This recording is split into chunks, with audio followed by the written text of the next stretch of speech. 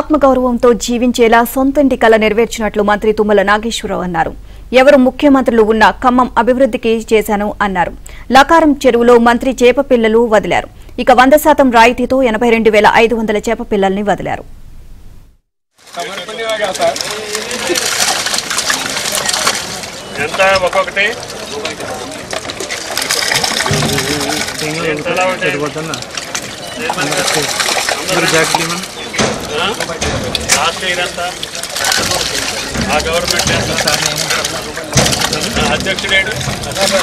Okay sir ఒక్కొక్క చేప రావాల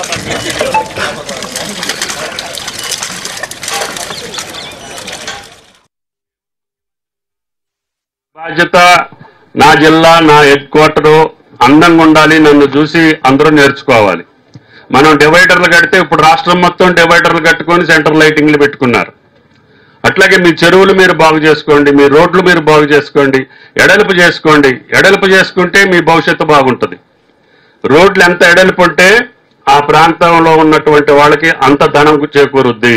అప్పుడు ఆ కృష్ణ ఆ రోజున ఆయనకి 130 గుడిసెలుండే. ఇక్కడ 200-300 ఓట్లతో ఆయన గెలుస్తుండే. నేను తీస్తున్నట్టే లేదు నా ఓట్లు పోతాయని గొడవ చేసిండు.